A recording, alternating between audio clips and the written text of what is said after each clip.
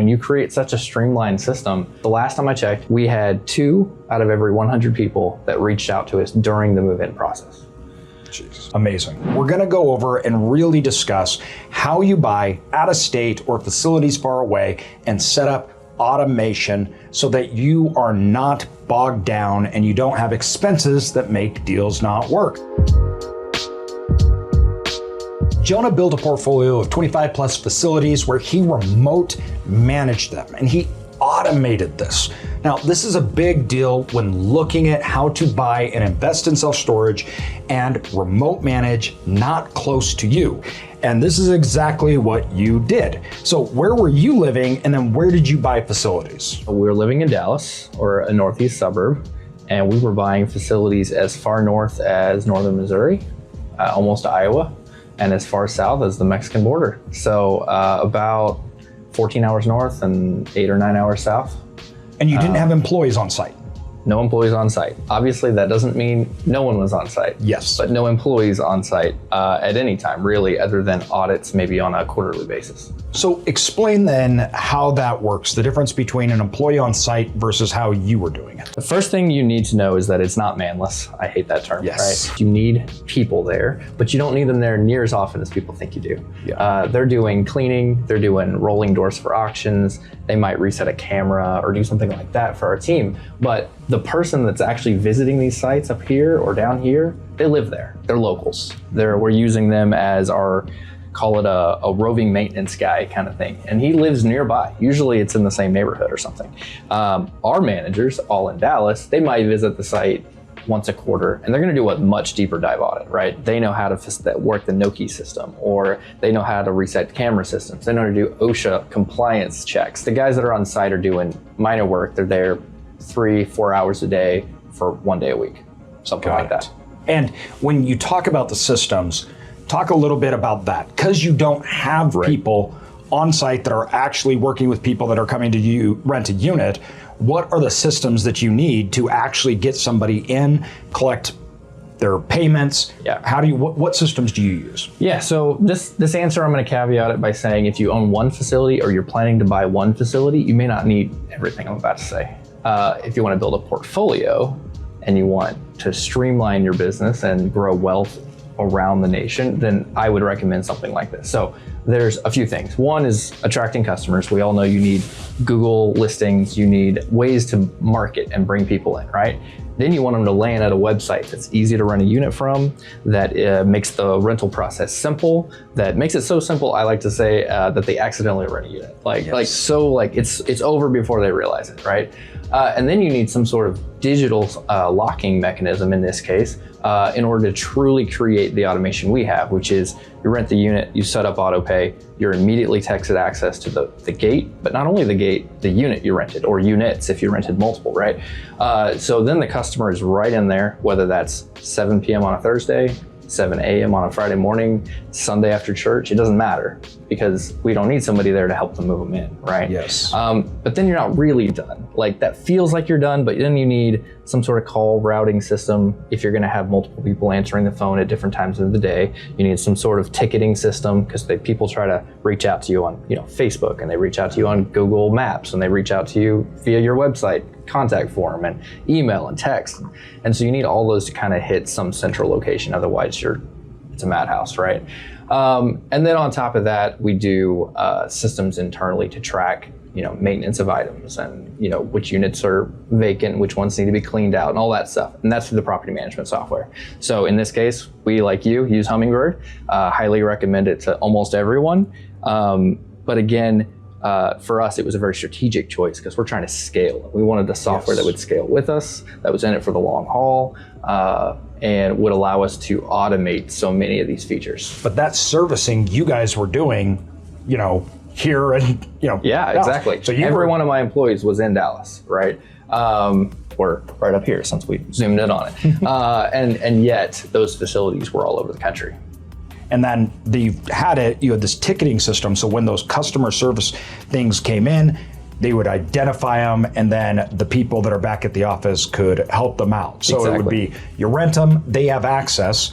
After they rent online, they're getting their gate code, and then they're getting their unit, all that's in, they can go punch in their gate code, gate opens, they go to their unit, and they open it with their phone. Yep. And then if they have any problems with payments, anything else, they reach out, and then your team does that. And the great thing is that's very rare. When you create such a streamlined system, I mean, our kind of favorite number to quote, and it's old, so I need to go double check this, but the last time I checked, we had 2 out of every 100 people that reached out to us during the move-in process.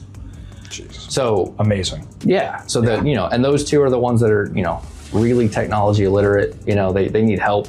Or there was some actual issue with the system, right? Now, of course, they reached out afterward. It's not like we have a 2% call volume. Yeah. It's higher than that. But they're reaching out for, I need to change my auto pay method, or I have a question about the facility, or I see a bag of trash. Can I take care of it for you? Hopefully. Yeah. Those are the kinds of calls you get. Not, do you have a 10 by 10? How do I move in? What time are you there? Yeah. All those are so clearly answered that Which they that's don't the need bulk to. of it. Yeah, and that's the bulk of it. Right now, financing for real estate is really hard, even for self-storage. The markets are very challenging. Live Oak Bank is a specialist in financing for self-storage, including SBA loans. They are one of the leaders in financing all sorts of deals and deal size. We trust Live Oak Bank for their specialty in self-storage, their unique approach, and how they help their customers go through the process so there's no surprises. That in itself is a testament to their exceptional service and support. So whether you're looking to acquire, build, or expand a storage facility, Live Oak Bank has to be number 1 on your list to call. Click the link below right now so you can experience the difference that a dedicated self-storage partner can really make.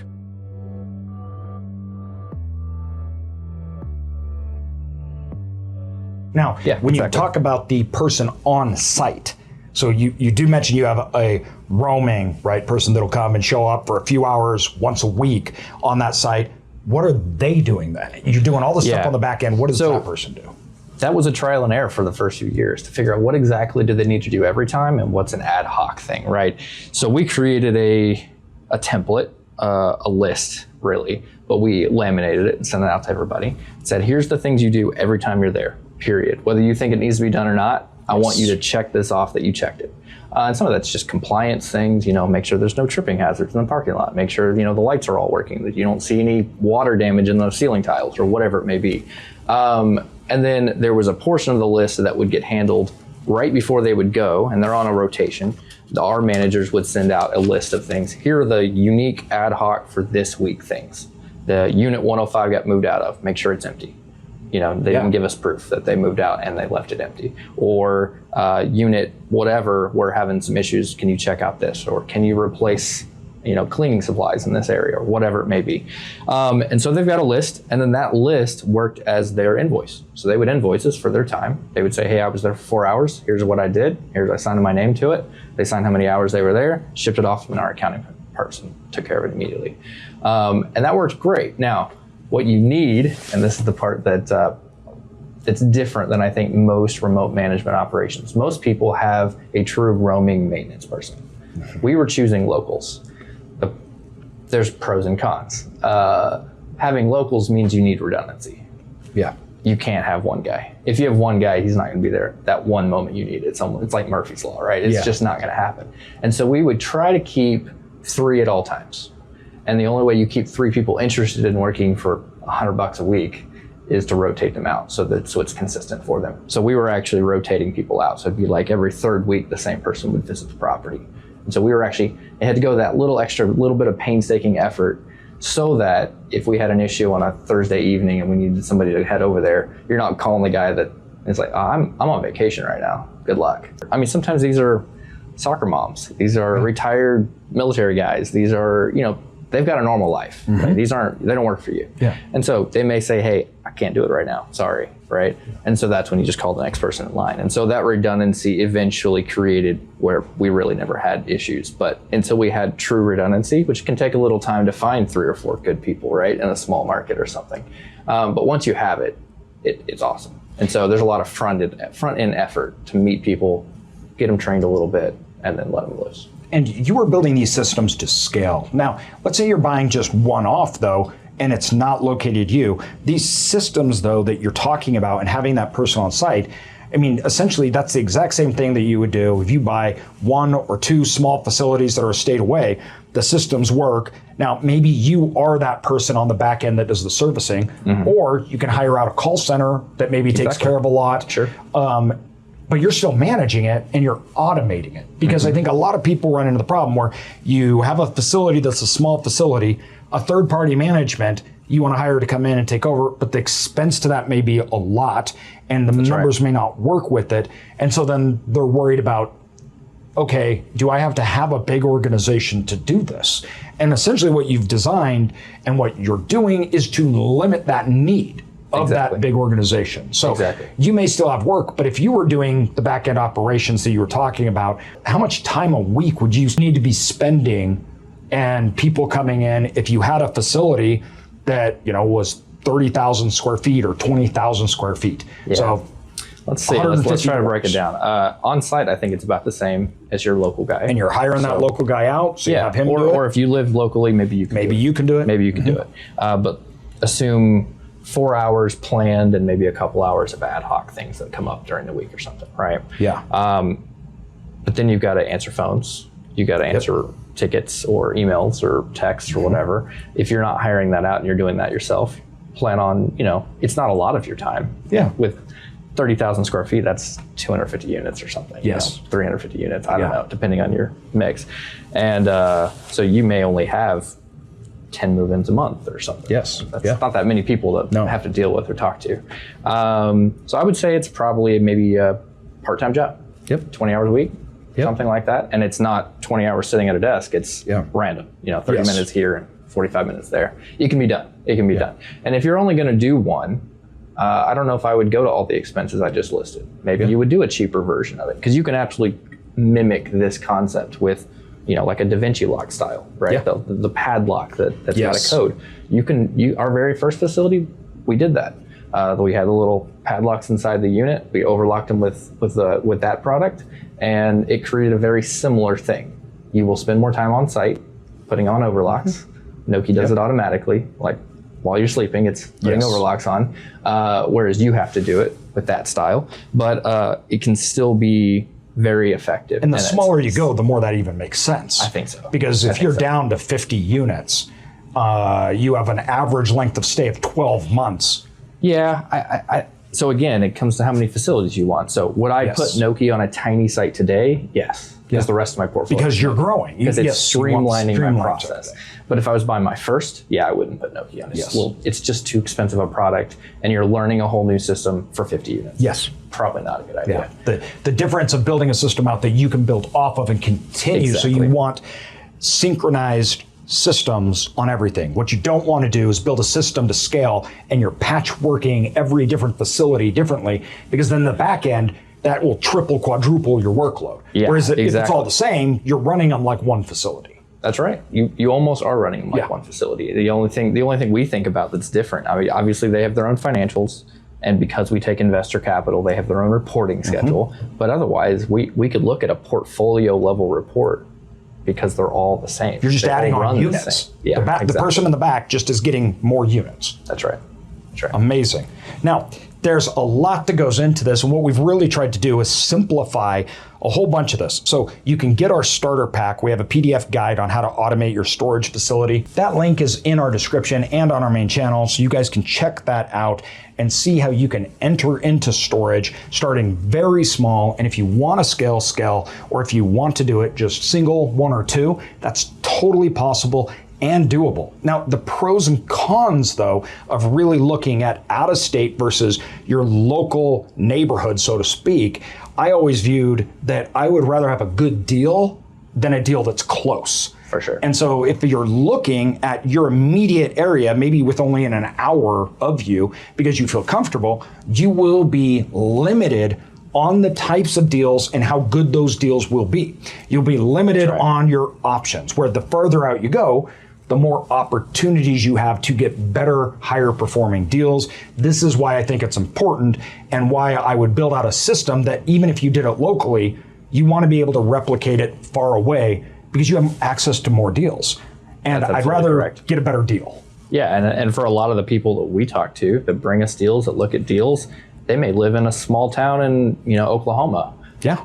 There may not be a facility for sale for the next 5 years within Exactly. 50 miles of them, right? Yeah. And so you're basically ruling yourself out of the industry. Yep. Whereas this opens up all sorts of opportunities. And this is amazing because when we got started, we were doing the same thing. We were hiring a local person, right, to do it, but it was not smooth. The software we had, there was no automatic gates. It was, we didn't have the information. We couldn't see day to day what was going on. That's right. It was very difficult to do. Even just 6 years ago when we were starting. Absolutely. The technology has come so far, so fast, thanks to a lot of what you and I were doing, right? We were definitely testing systems and pushing vendors to create new features and make things work together better. So, it's a lot easier today to implement than it was even in 2020. Yep. Let alone, 2018, 2015, back during the Great Recession. Like, these weren't possible back then. Absolutely. And now it's doable everywhere. And that makes the smaller facilities so much more profitable, which opens it up to investors all over. You can invest outside your state and you can invest a smaller amount, because the problem we had was the workload that went into it. The people that you had to have increased the expenses to run a facility. That meant small facilities really weren't viable. That's right. And today, that's not true. That allows individual, smaller investors to get started at a much lower price point. We're talking about price points in the hundreds of thousands, not millions. That's right. And you can do it today. Yeah, our first facility, this was pre-COVID, but our first facility we bought for less than $1 million. And today it's probably worth 3+. Yep. But that took a lot of work, a lot of redesigning systems, a lot of lease up, a lot of, even on-site changes. We changed unit mixes, we changed all sorts of things about that facility. But that's the power of this, because if you threw a manager on there, it would probably lose $1 million of its $3 million in value, right? Yep. Because you just think about a salary times a cap rate, or and that's divided by a cap after rate, you made right? it. When you first got it, it probably wouldn't have even worked. It was not. It was cash flow negative on day one. Yeah, we bought it losing money. But the point is, through automation and through these features, you can turn a facility completely around. A small one. Yeah. Huge opportunity. How important is that? How important is online rentals? Well, for us, it's 100% of our rentals. I've never taken a rental any other way except when things weren't working early on. That 100%. Now, should you take 100% rentals online?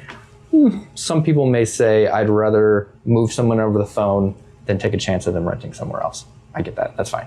I don't think we lose them in most cases, but I understand that. Offering that is a nice service. But you're going to spend 5 or 10 minutes on the phone with that person, walking them through that process, when you can really just encourage them to do self-service. And you're not trying to get every customer, especially when you have a small facility. That's true. You got 100 units. You don't want to have an option to optimize your rentals. You don't want to have an option for 10 different people when you don't need all those 10 different types of customers. You need one type of customer. And this might sound sort of brutal, but I kind of liked the concept of not training my customers that I was there for them in that way. Like, I wasn't going to handhold them. Yes. So if you move them in over the phone, you're handholding them, right? And you're creating a situation where they're probably going to come back for every little thing. It's a habit. Exactly. And so instead, we were retraining the expectations of our tenants that everything is available to you. You can all do it. It's self-service. Go figure it out. We're still there to help, obviously, but we're going to make that a last resort and let them figure it out. The idea is it is a utilization through technology of the asset that is for you. It's the younger the person, the more they're used to doing it on their phone. And I love the way the industry is going with almost treating it like a subscription, like Netflix. Like, you're just going to check a box and say, I agree. And when you don't want anymore, you cancel your subscription and move out. It's essentially what we're trying to convert self-storage into with all this automation is a type of subscription. Even though it's still real estate, it's still got the benefits of being a real estate play. It's a subscription business. It's a subscription business. And that's pretty awesome. And it's really key that you don't need to be an expert. We talk about these systems, we talk about these software and everything. We don't do that, right? We have third parties like Tenant, and we're using these products where they're the experts. They work with us on it. We're buying the real estate, right? And we're working with the customers, but those third parties they're the ones that are doing everything on the back end to make sure that all links up and works, not us. That's right. unless you're going to be a guinea pig. That's right. And we were. And so in the early days when we were the middleman for a lot of those days. And that's okay. If you choose to do that, just know what you're getting into if you're going to do that.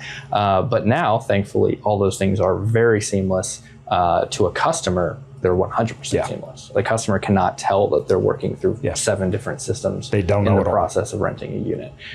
We can, obviously, on the back end, but it's just really impressive how fast and smooth that process is these days. And getting better and better every day. The one thing we haven't talked about that I think is absolutely vital is to experiment with your on-site signage.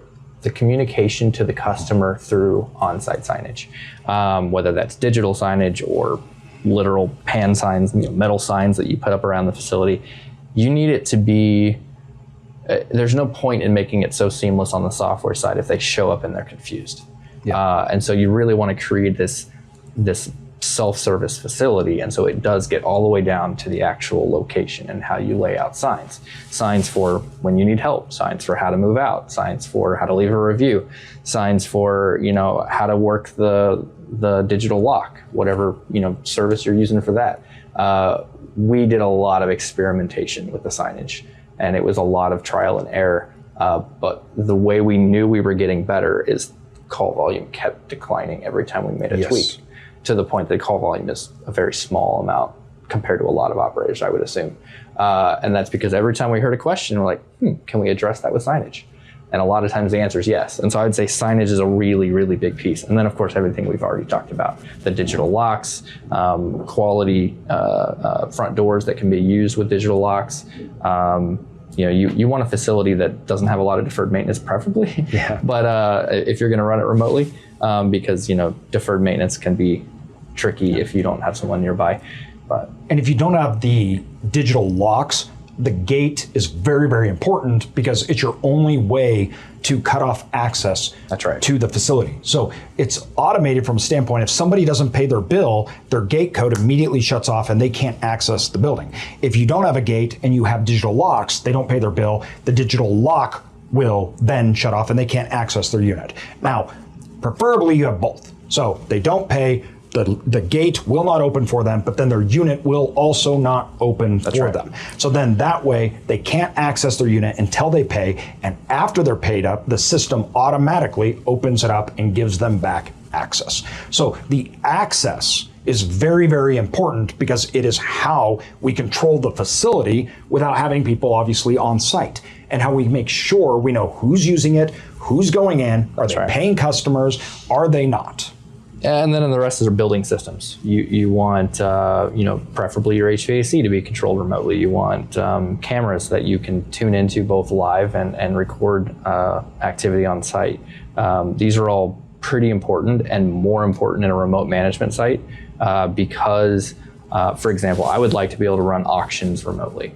And the only way to do that from a liability perspective is to be able to watch on camera when someone rolls a door. Otherwise, I need somebody on my payroll there, right? Yes. And so I have probably more cameras on most sites than a lot of people do because I wanted every angle to have a camera. Now it doesn't have to have a close-up image of every unit. That would be outrageous, right? But every hallway, every driveway had a camera, and so we were up in the 30 cameras on a small facility range, which is a lot of cameras. But again, you're offsetting all of these costs with payroll to the point that this is still a much cheaper alternative. Capital expenditures versus operational expenditures. Exactly. So you're shifting your ongoing operational expenditures to just that upfront cost that you're including when you buy the facility. So you're adding it into your underwriting and it's an expected known thing. That's right. Yeah, and these do have ongoing costs, but they're not near as expensive as payroll. Yes. I mean, your digital locks will have some sort of ongoing subscription cost. Your software is probably more expensive than the base entry-level versions that are out there. Your cameras might even have a monthly cost or a yearly cost associated with them, but overall, we're talking about a few $1,000s versus tens of thousands of dollars for payroll. Exactly. So check out the link. You guys can find our PDF guide and let us know what you think, and tell us, especially in the comments, everybody, if you own a facility, what you're doing to operate that remotely or automate that that's working for you in your area.